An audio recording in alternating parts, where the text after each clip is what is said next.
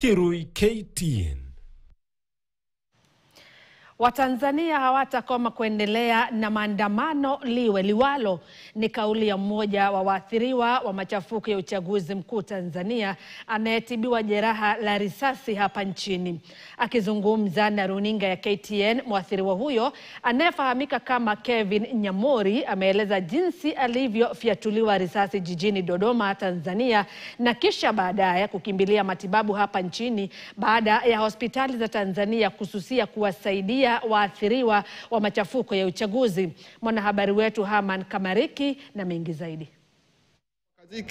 Kwa hiyo tunaandamana ili waweze kuachilia mwili kwa sababu mwili wanayo wao.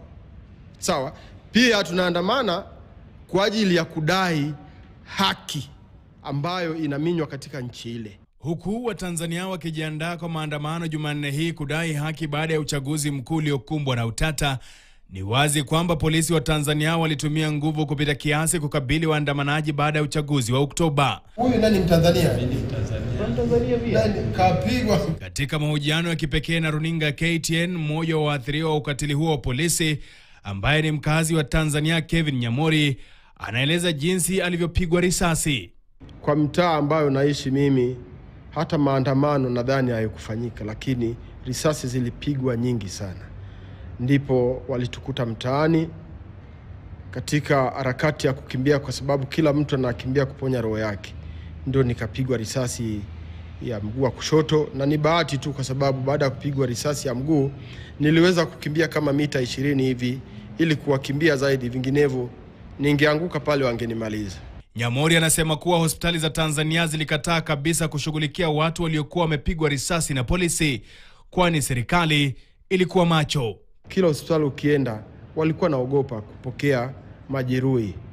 Walikuwa naogopa kwa sababu ya zile story kwamba baadaye polisi wangeweza kufika sehemu zile.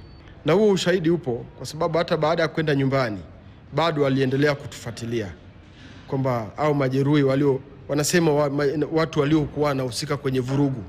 Hawataki kusema ni maandamano, wao wanasema ni vurugu.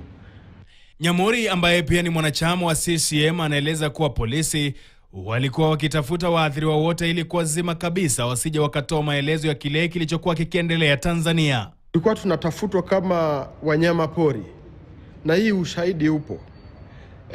Walituma hata viongozi wa nyumba 10 wale 10 cell leaders kule tunawaita wajumbe wa nyumba 10 ili kutafuta waathirika ambao wamepigwa risasi. Ushahidi huo upo, hata ukitaka naweza nikakuonyesha. Na sio hiyo tu, mimi nimefuatwa na OCD na gari la polisi kunitafuta mimi.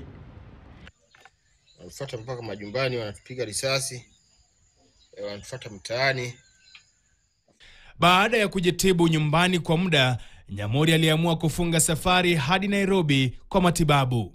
Baada ya kucontrol hiyo hali, basi niliweza kufanya mpango ili niweze kuvuka. Kwa hiyo nilitafuta namna ya kusafiri ili niweze kusafiri katika hali ambayo ili mtu asijue kama mimi ni mwathirika. Kwa hiyo nilikuwa natembea kama mtu ambaye haumwi. Nilibeba chakula kwenye gari ili nisiweze sasa kutoka. Nilikuwa najisaidia hata kwenye gari ili nisiweze kutoka, mtu asiweze kugundua kwamba mimi nimekuaje. Kwa hiyo nimesafiri kutoka Tanzania mpaka Nairobi. Nilivovuka ndio nilipopata nafasi hata ya kwenda chooni, kushuka kwenye basi. Amekosoa serikali ya Samia Suluhu Hassan akiomba kuwepo na majadiliano ili kuzuia mauaji zaidi Tanzania. Ila amesema maandamano ya Tanzania hayatakoma hadi siku watakapopata haki. Tumeona wamemaliza na Watanzania. Wameua Watanzania kwa wingi. Haman Kamariki, KTN. Matukio hapo Tanzania hapo kesho.